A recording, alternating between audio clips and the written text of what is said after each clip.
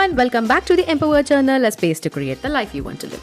In this podcast, we explore stories of resilience, purpose, and impact. The conversation that actually challenge the world about the work, leadership, and change. And today's guest is someone who has shaped the way India understands safety and equality at work. Dr. Devika Singh is a lawyer with over 2 decades of experience and a POSH expert who advises more than 9,000 cases. So, before I prolong with this, I would like to hear from Devika itself. Dr. Devika, welcome to the Empower Journal. It is such a privilege to have you here with us today. Thank you so much, Devaki. It's indeed my privilege and my pleasure that I am here as part of this show of yours. This, I would rather say, more than a show, I would say an awareness initiative that really empowers people. I love the name, okay? And I'm very glad to be here. I am an advocate, I'm a lawyer, I'm a trainer. I'm also a workplace harassment specialist, but I lead and represent an organization called Cohere Consultants, which is a pan-India concern. And we're involved in all things related to sexual harassment, diversity, equity, and inclusion. It certainly helps when we know that there are platforms such as yours reaching out to all the women and connecting them together. Great. So, in this conversation, Devika, we are actually going to go beyond complaints. To put it simply, to ask what true safety looks like, how leaders can build trust, and why empathy is the foundation of every great workplace. And without much delay, let's start with the workplace, the foundation of all professional interactions, right? So, in simple terms, what counts as sexual harassment under the POSH Act? I'm very glad you asked that question because in my line of work, I think I meet women every single week who say, I don't know, that counted as harassment. I didn't think I could complain.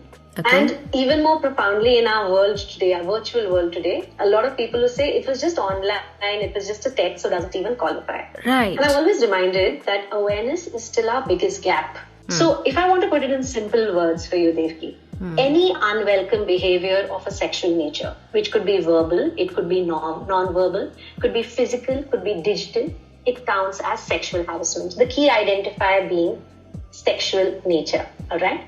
And unwelcome behavior. So this can be jokes, gestures, remarks, forwards. It could be physical proximity, touch, anything that makes a person feel uncomfortable. That's quite clear. In fact, I kind of sense that it's more about understanding the impact, not just the intention, because you covered almost everything. So, harassment is often framed as men targeting women in today's world. But I believe that's not the full story, right? Can women also be respondents under POSH? And how does the law treat that? So, of course, I do see that, we've jumped a peg here in terms of our understanding of harassment. Let me first just put it down as this, okay? And this brings me to what you said about there not being intent, it being about impact, okay? Yeah. Now, people, regardless of their sex, often say, I didn't mean it that way. Exactly. Okay? And that's where most cases really turn, the law doesn't look at what you meant. All right, because the law is looking at how the other person experienced it or how they perceived it. And very clearly, the law is saying perception isn't paranoia. Because when a person is experiencing something, that discomfort is real. So again, without any relevance to sex, let me say that a senior manager is used to complimenting their female colleague every morning, saying, you look fresh today, you're glowing today. And this person insists that this is innocent. All right. But here, the recipient of these compliments, all right, is feeling objectified. It's something that co-workers are joking about. Somewhere the recipient is feeling valued only for their looks and not for their work. Okay, so then now it doesn't matter whether this is a compliment. Rather, it matters how it's landed. Now here you would see this is something unrelated to sex because harassment isn't automatically defined by sex. When I'm saying sex and I'm specifically avoiding the use of the word gender so that there is no discrepancy. When I say sex, I'm talking about male, female or third sex and that categorization. All right. Harassment is more about power. It's about behavior. It's about respect.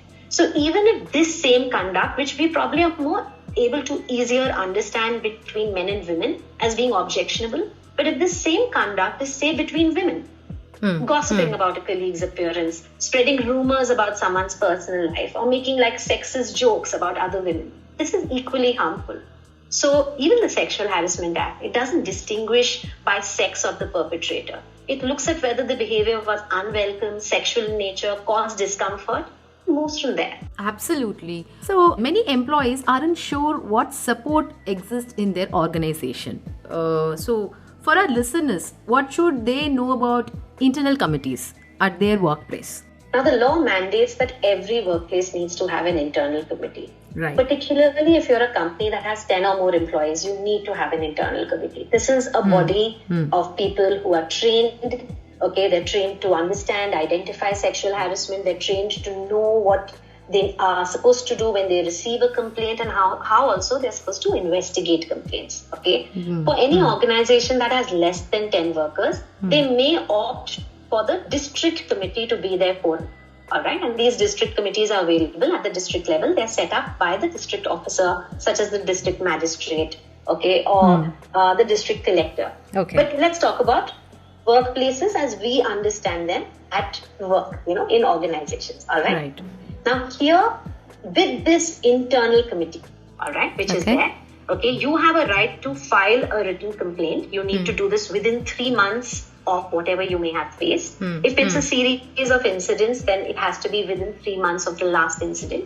You can expect that this process is confidential. You can expect that in this process, you have the power to decide how you want to take your redressal forward. You can opt for conciliation. You can opt for an inquiry. Okay, if you opt for an inquiry, you should expect that principles of natural justice will be followed, which means that there's not going to be any bias in the process. There'll be a non-judgmental hearing. Both sides are going to be represented. You will be heard. And you can also expect that there will be no retaliation against you if you've made a bona fide complaint. Okay, a workplace that doesn't have an IC, internal committee, like this, it's non-compliant. Okay, if it has one but you don't know who they are, that's your sign to ask.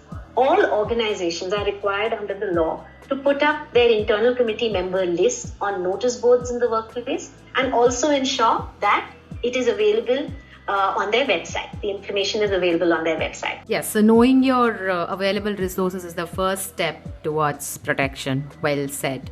Okay, so on this note, I would like to ask you this. See, these days, digital interactions are becoming a big part of our workplace communication. So can a simple action like liking a post amount to harassment? Like what all composite that? I like, Devki, how you've started with something as innocuous as that, because we really don't understand our digital footprint and the weight it has, even with something as innocuous. Now, here's a case that caught everyone's attention recently, okay? An employee liked a post on Instagram. It mocked a woman colleague, basically implying that she's advanced in her career through sexual favors. Now, this colleague didn't write it. This colleague didn't share it. He just clicked like.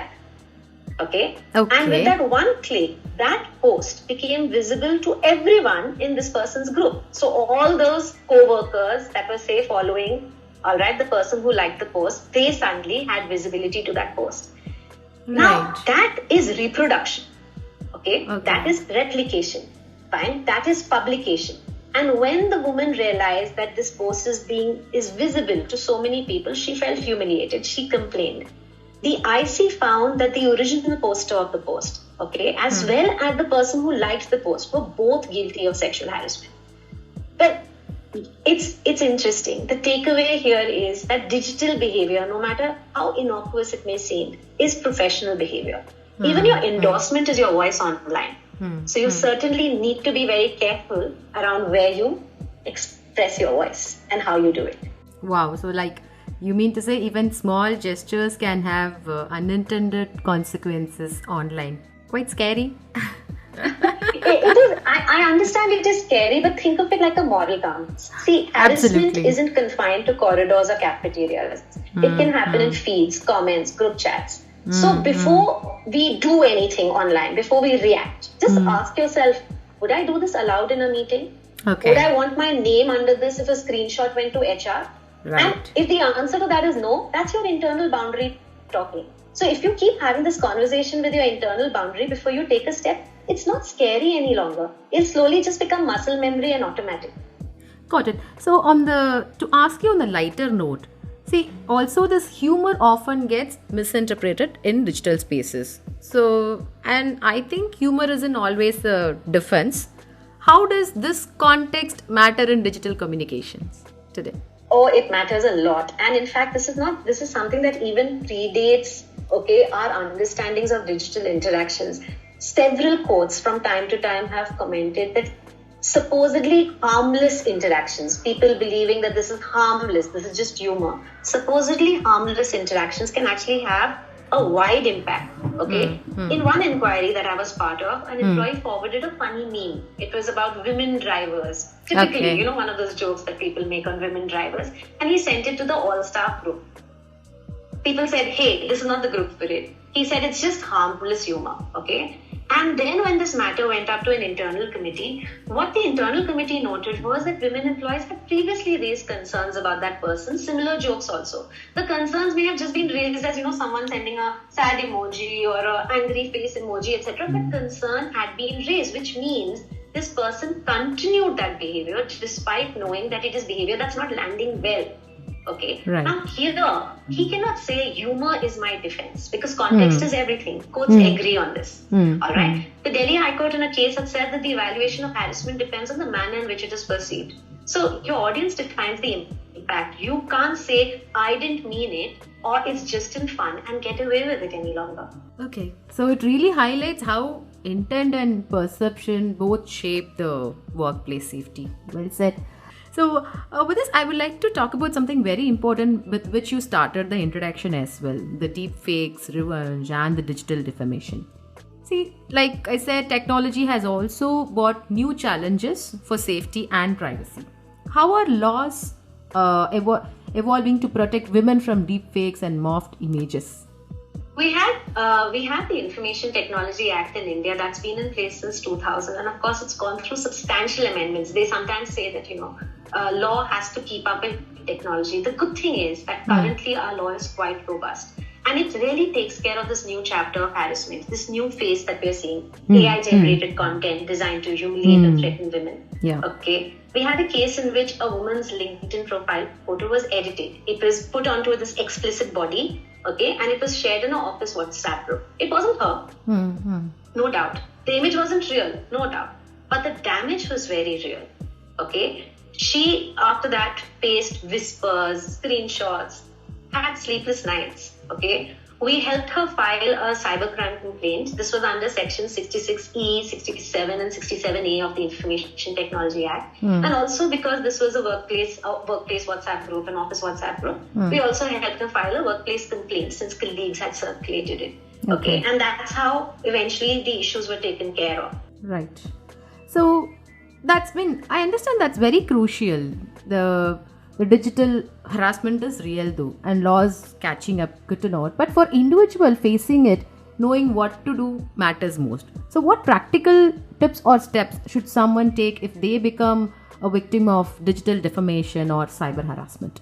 This is such a great question, Devki, and so pertinent. Because a lot of times people think after the fact.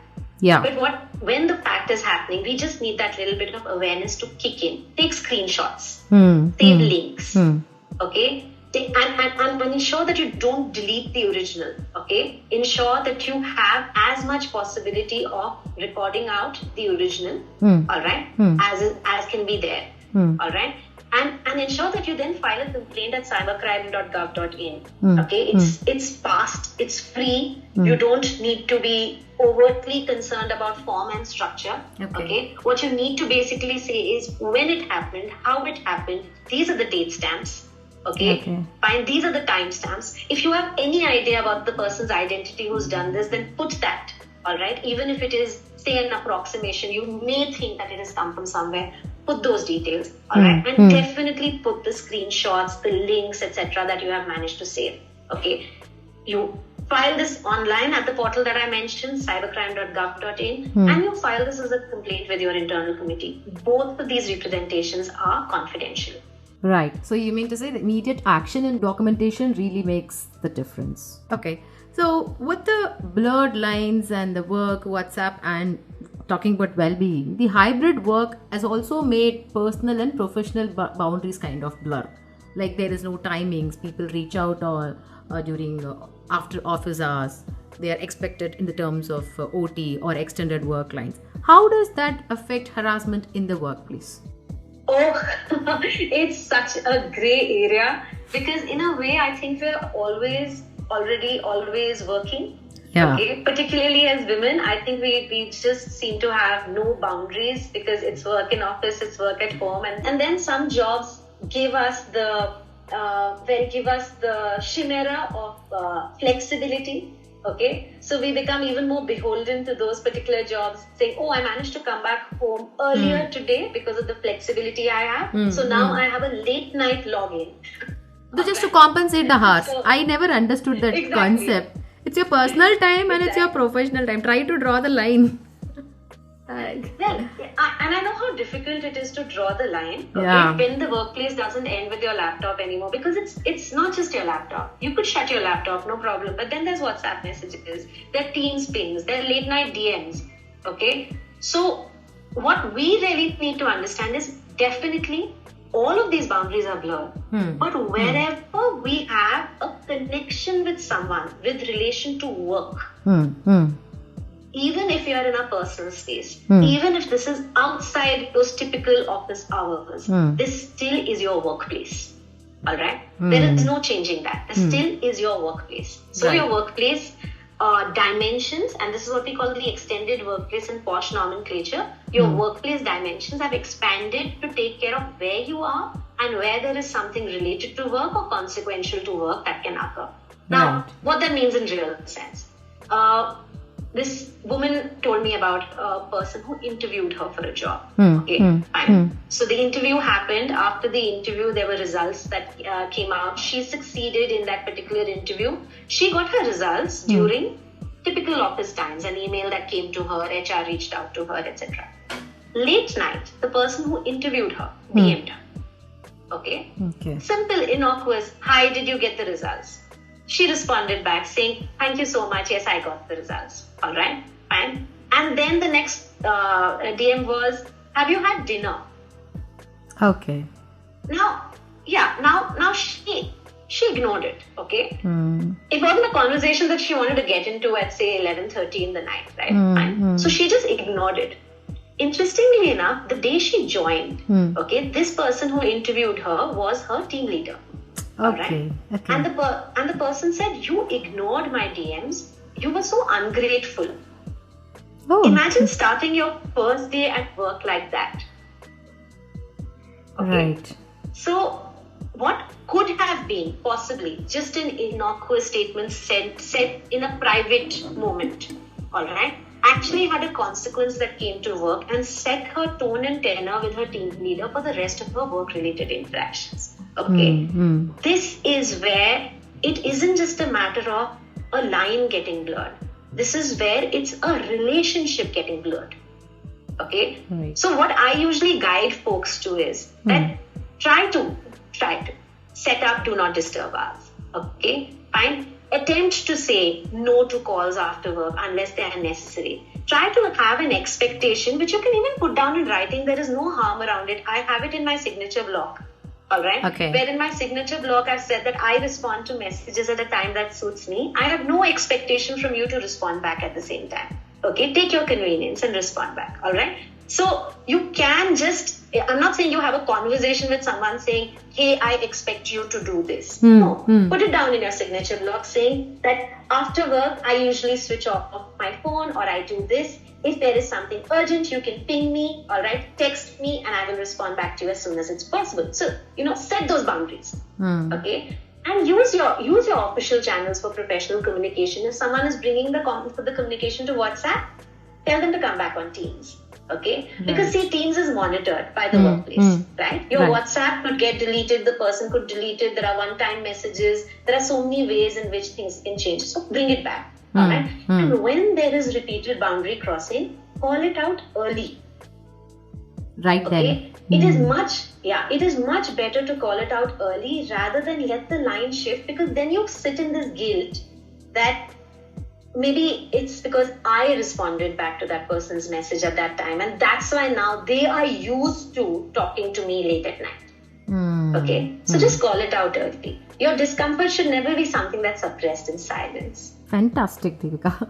So, like, a couple of takeaways, like ensuring the boundaries visible to everyone through signatures and learning to say no.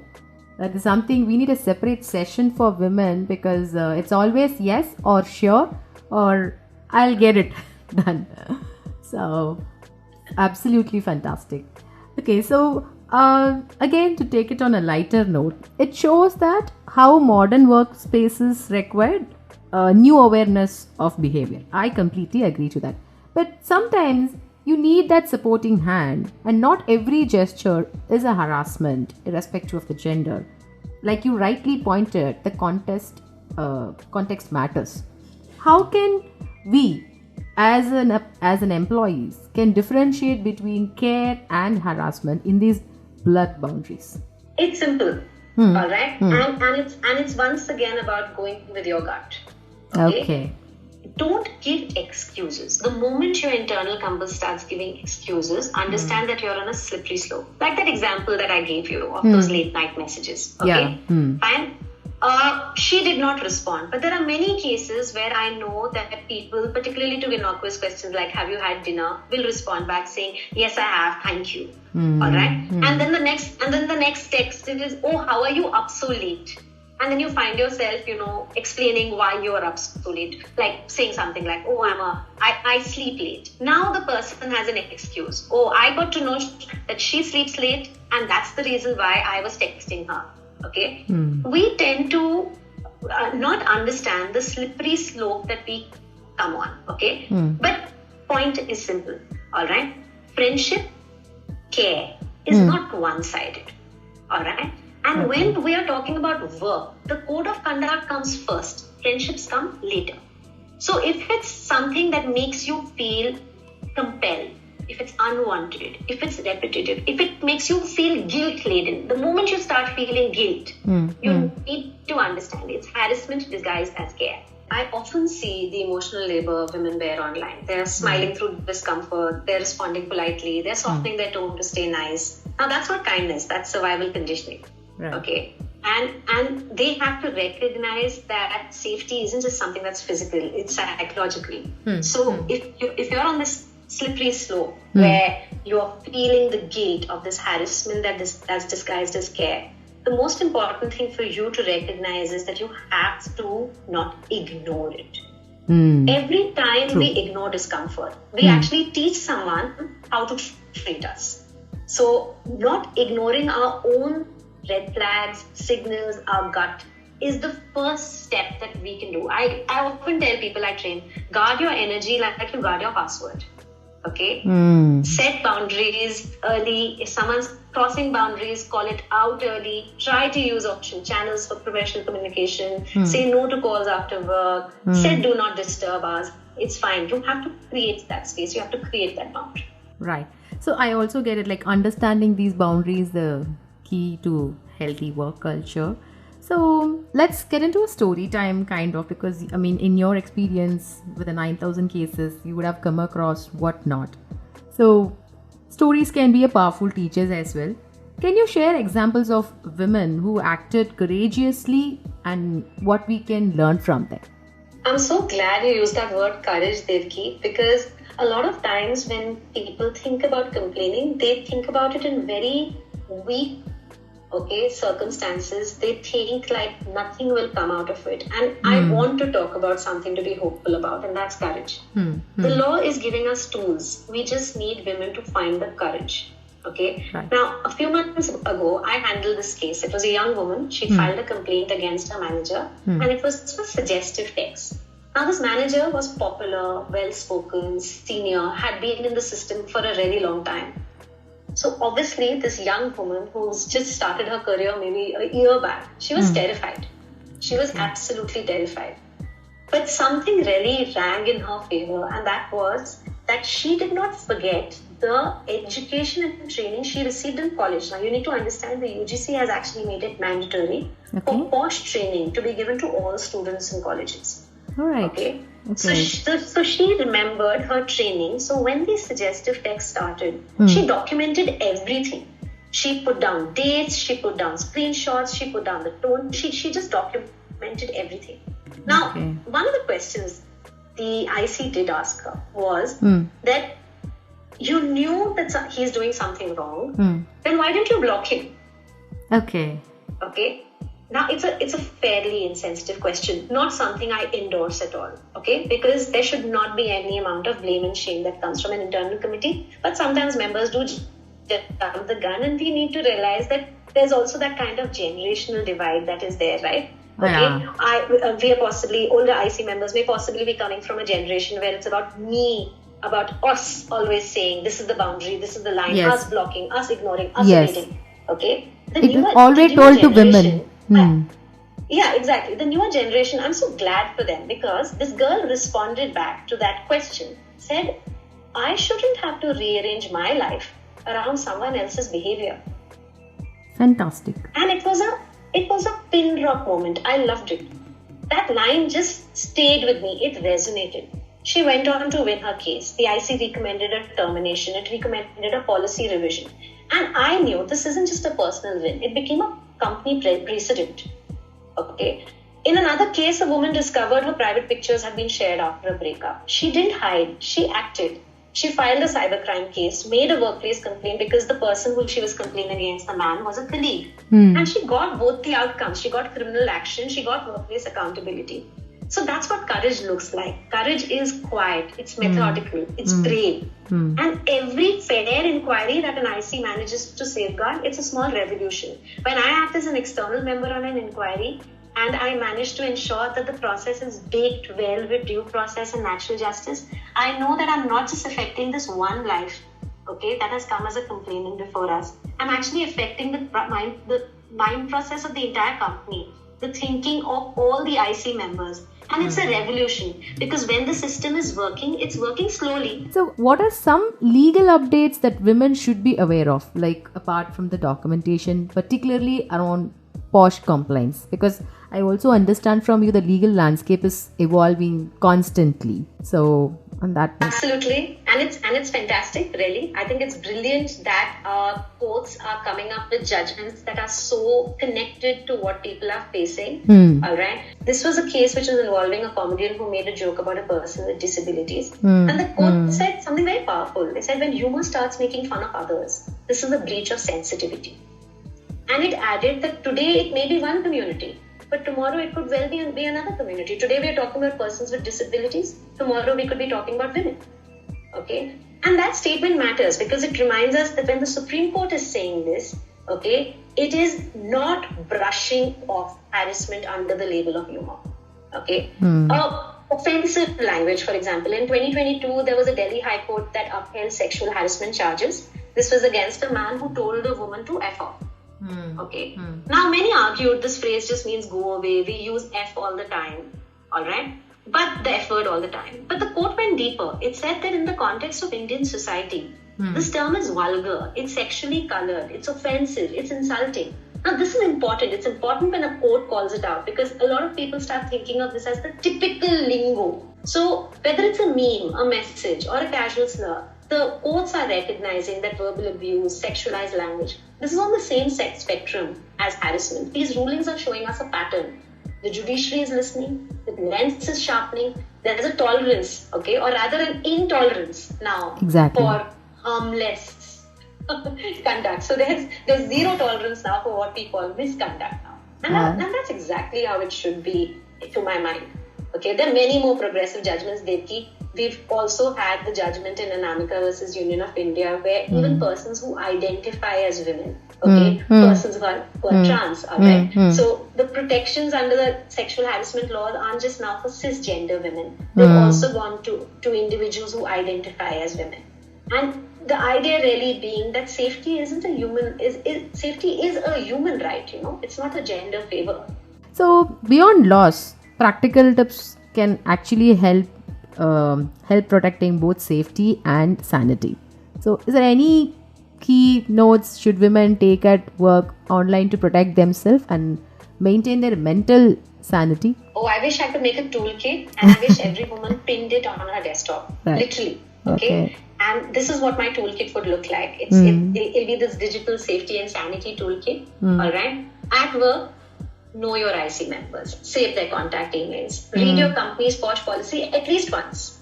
Okay. And keep records of any communication where you feel something is off. Just keep a record of it. All right. If you're online, lock down your privacy settings. Avoid sharing personal data, okay, particularly publicly, like birth dates, location stamps, etc., location tags. And report harassment promptly. It's very important. It's easier to act while digital traces exist. So that golden, those golden hours or those 24 hours just after, all right, they are critical, particularly for any sort of cybercrime enforcement agencies involvement. They're critical that you take action within that. On your social media, just remember your digital persona is it's as much part of your professional identity. Okay. So think before you post or tag colleagues. I know people who have an internal policy or guideline to say that I am not going to add my colleagues on my feed, okay, on my Instagram or on my Facebook. And I actually think it's a very good policy. All right. I think it really works because it really helps you also maintain the boundary. And when you are very sure and very choosy and you select, you've already let that person go through certain rounds of trust building. Okay. Right. And then added that. So I would certainly encourage people that do think about not having 5,000, 10,000 people on your list and adding everybody from work particularly, okay? Think about those lines that you maintain, because what happens is we share a lot in our feeds, right? We share where we went on vacation. Exactly. We have our beach photographs on it, and then you have colleagues that end up commenting on it. So those are one ways in which you can create that. Then log off without guilt. Turn a person's follow request down without guilt. Okay, turn down a friend request on Facebook without guilt. It is so important to keep repeating these words to ourselves, without guilt. Okay, because I think a lot of people just get gaslighted into doing things just on account of guilt. So create, and then to help yourself, if you feel like you're overreacting or if you're being oversensitive, create the safe circle. 2-3 people, whoever you can talk to before that self-doubt sets in. All right. And just talk. We call these affirmatory conversations. It isn't, some people say, oh, you breached confidentiality. You spoke to a co-worker about what you were speaking. No, that's not it. All right. You're feeling that something is off. You want to have a validation conversation with someone. So you end up talking to, who are you going to talk to? You're going to talk to a friend, right? Right. Okay. You talk to that friend and you say, hey, this is how I'm feeling. Your friend bounces it off and says, I think what you're feeling is right. Now take action. Okay, don't let it just sit there. Take action. It's important. This needs to be told louder. I'll use it for the tease. I completely get it. The proactive strategies will only save us from this. Can only save us from the society, and the boundaries, documentations are essential. Great. So finally, we have come to the end of the segment, Devika. But I wish I can ask you more questions because this is getting really intense and very impactful. So let's reflect on the bigger picture now. Over the years, you have seen women move from whispering complaints to informed action. So what drives that change, and what's the most important takeaway for our listeners using the law and their voice? You might hear me say a lot of things that I've already said before. Yeah. But when it comes to whispers, it needs to be said. When I first began this work, okay, when we downplay our discomfort, laugh things off, stay polite, okay, act like everything is cordial, it weakens our own position later. And then the law can only help you so much, right? Okay. So while silence might feel safer in the moment, what we have realized in this practice is, in the long run, it only protects the perpetrator. And I say this as someone who's seen both sides. The cases that are upheld are about women who stood firm, who put their name out there, who said, this is what I've faced. And the people who slipped away, okay, the cases that failed were the ones who tried to tone it down, who tried to keep it quiet, who tried to keep their name away from it. This please don't use my name, but this happened to me is not something that shows courage. Let your name be out simply because you are then protected by the company's non-retaliation policy. Okay? women who are coming forward need to be informed. They need to quote the law. They need to file complaints. They need to ask for due process. That's change. Okay, certainly that's coming from awareness. But we need action. The action is not just from organizations. Organizations respond, fantastic. Men don't defend themselves, reflect, fantastic. Families tell daughters, we trust your word, fantastic. But we also need women to complain, not in whispers, but in writing. The Kerala High Court in a recent judgment said a written complaint is mandatory to initiate a POSH inquiry. Okay, so you need to come forward. The law is here to support you. You may need gaps in your complaint, but don't make your complaint itself the gap, because the law can't fill that. Got it. So I would like to extend the session with one more question. This would be the last segment for the show. So there is another form of harassment that often gets overlooked, like humiliation or pressure disguised as performance feedback, and especially like you rightly pointed, someone who accepted the offer and responded to the boss but ignored to respond to the dinner message, kind of. So this is a performance harassment which is happening also. So how should organization point of view think about that legally and culturally? Because everybody keeps putting it on their policies, walls. We are a culture preferred company. So what would be your thoughts on that? So first, of course, the law thought about this brilliantly. Okay? So the law has got two parts to the definition of sexual harassment. The first is Section 2N and the other is Section 3.2. Alright. Section 2N talks about sexual harassment as we commonly understand it: physical contact in advances, a demand or request for sexual favors, making sexually colored remarks, showing pornography, or any other unwelcome verbal, non-verbal, physical contact of sexual nature. Okay, this is how we commonly understand sexual harassment. But Section 3.2 is very telling. It actually flows right from the Vishakha judgment. Okay, that's the Vishakha versus State of Rajasthan, which flows from the Convention for Elimination of Discrimination Against Women. Okay. So it's a very wide part, Section 3.2, that talks about that where you have any circumstance, any incident, any conduct that is in any manner related to or a consequence of whatever is mentioned in the first part of the definition under Section 2N, then that also may become sexual harassment. And what is it talking about? It's talking about preferential treatment in employment. Okay? Detrimental treatment in employment. Let me break it down for you. Preferential treatment in employment could be as simple as someone saying, I want this pretty woman to be on my team because I want pretty women around. It's preferential treatment, but it's on the basis of looks. It's on the basis of a person's sex. Right? Absolutely. Okay? It's on the basis of their thought process, which commodifies this person, sexualizes this person. Okay? Detrimental treatment in employment. I don't want women in my team because they get pregnant, because I have to think about their safety, security. One manager went on to say that khul ke gali nahi de sakta, so that's why I don't want women. Alright. So there are various excuses that are then made by this person in power. Okay, this woman is a bad performer. She doesn't have an interest in her career. Performance-related things. Yes. But where is that performance-related thing coming from? It's coming from the sexist thought process of I don't want women in my team. Right. So that's detrimental behavior, right? Okay. Right. And here and that, if the person starts making sexually colored remarks, calling out a person saying, "Na aurat ho, tumko kitchen mein rehna chahiye." This is a sexually colored remark. Okay.